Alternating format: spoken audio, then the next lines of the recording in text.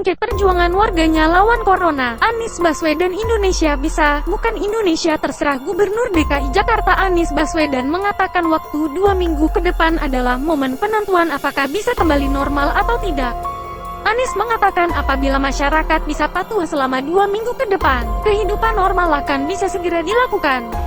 Ia lalu menyinggung kesaksian para narasumber acara Indonesia Lawyers Club ILC yang ingin kembali beraktivitas normal. Gubernur DKI Jakarta, Anies Baswedan dalam acara Indonesia Lawyers Club ILC dikutip dari YouTube Indonesia Lawyers Club, Rabu tanggal 20 Mei tahun 2020. Awalnya Anies menyuarakan optimisme bahwa Jakarta bisa kembali normal selama warganya disiplin. Anies percaya pada awal Juni suasana di ibu kota bisa kembali normal. Pandemi ini kejadiannya 100 tahun sekali, lebaran setahun sekali, dan insya Allah bila masih di bulan Syawal kita bisa mulai melakukan transisi ke kehidupan kita yang seperti semula, ucap Anies. Berinteraksi, bertemu, insya Allah di awal Juni bisa kita lakukan, bila di dalam 2 minggu ke depan kita disiplin. Kita tetap berada di rumah. Berhubung waktu 2 minggu ke depan bertepatan dengan Hari Raya Lebaran, Anies meminta agar masyarakat bisa bersabar. Ia meminta agar Lebaran kali ini dirayakan di rumah supaya situasi di Jakarta cepat normal kembali. Izinkan ini menjadi pengalaman unik 2 minggu ini, bahwa Lebarannya kita semua berada di rumah, kita semua membatasi interaksi, ujar Anies. Kita harus tegas soal ini dan saya berharap kepala keluarga, para tokoh masyarakat, para tokoh agama, para alim ulama dan tokoh pemerintahan, dalam hal ini kami berharap bisa sepandangan. Karena ini penting sekali untuk ibu kota bisa kembali beraktivitas, jelas Anies. Singgung cerita warga kecil di ILC. Anies lalu menyinggung soal cerita-cerita para pedagang yang kian kesusahan hidup di tengah pandemi. Seperti yang diketahui, acara ILC telah beberapa kali mengundang warga-warga kecil yang menceritakan kesulitan mereka mencari makan kala pandemi menerpa. Lihatlah para pedagang yang berapa kali Bang Karni munculkan di dalam diskusi di sini ingin kembali berkegiatan, tutur Anies. Merujuk dari cerita tersebut, Anies mengatakan penderitaan mereka akan semakin panjang apabila situasi di Jakarta tak kunjung membaik. Mereka akan tertunda bisa berkegiatan bila kita tidak turunkan tren ini kasus COVID-19. Jika angka ini kita tidak turunkan, mereka tidak bisa berkegiatan secara cepat, sambungnya. Dan bila kita semua memilih rileks, maka semakin lama kita bisa beribadah di masjid, gereja atau tempat lain. Karena penularan muncul, naik kembali, imbuh Anies.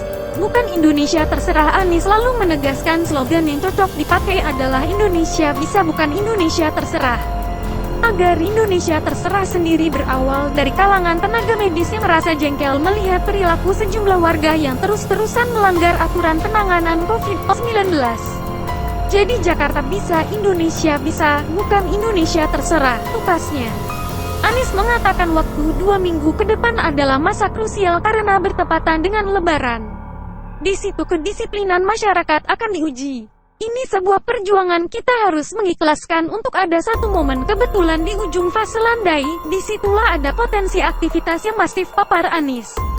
Soal kedisiplinan, Anies mengatakan dirinya percaya dengan warganya dan masyarakat Indonesia bisa bertanggung jawab. Tapi saya percaya bahwa masyarakat Jakarta bisa, masyarakat Indonesia juga bisa, dan kita tidak ambil pilihan untuk terserah, kita ambil tanggung jawab, papar Anies. Setiap rumah tangga bertanggung jawab, setiap kampung bertanggung jawab, setiap komplek bertanggung jawab, tandasnya. Curhat nenek penjual kopi di tengah corona di acara ILC sebelumnya. Presiden ILC Karni Ilyas pernah mengundang Rubiem, nenek berumur 70 tahun yang bertahan hidup di Jakarta lewat berjualan kopi. Pada acara Indonesia Lawyers Club, Selasa tanggal 24 Maret tahun 2020 malam, Bu Rubiem menceritakan kehidupannya sebagai penjajah kopi di tengah COVID-19 yang menghantam Jakarta. Awalnya Mbok Rubiem bercerita bahwa ia sehari-hari berjualan di dekat lembaga pemasyarakatan Cipinang. Pasca datangnya wabah COVID-19, Mbok Rubiem paling banyak hanya bisa meraup 50.000. Sehari paling serenceng pak sepik katanya. Dulu kalau ramai hampir 2 renceng, 3 renceng. Sehari sekarang sepi peat paling rep 50, kalau ramai kemarin rep 100. Sepi pas sekarang, cerita Mbok Rubiem. Rubiem, nenek 70 tahun dalam acara Indonesia Lawyers Club. Ia bercerita sehari-hari dirinya menggunakan gerobak yang ia dorong dari kontrakannya ke tempat dirinya berjualan. Mbok Rubiem yang sudah lanjut usia, hanya tinggal sendiri di sebuah kontrakan yang terletak dekat LP Cipinang. Kontrakan sebulan rp 400.000, kata nenek asal Klaten tersebut. Di usia yang sudah tidak lagi muda, Mbok Rubiem mengaku pendapatannya sangat mepet untuk makan sehari-hari. Bisa enggak untuk makan itu tiap hari? Tanya Presiden ILC Karni Ilyas.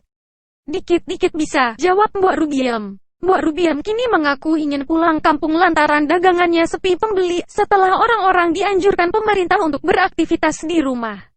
Saya mau pulang kampung, di sini sepi peat, sudah 2 minggu saya enggak dagang, di rumah aja, katanya.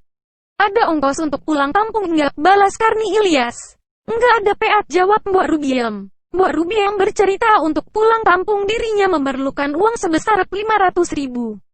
Mendengar kisah perjuangan Mbok Rubiem, Karni Ilyas memutuskan untuk memberikan wanita renta itu ongkos untuk pulang ke Klaten. Ya sudah, nanti dikasih ongkos ibu pulang kampung, kata Karni Ilyas. Mendengar hal tersebut, Mbok Rubiem tersenyum dan menyampaikan terima kasihnya kepada Karni Ilyas. Tapi ibu sehat ya, tambah Karni Ilyas. Alhamdulillah, jawab Mbok Rubiem sembari tersenyum.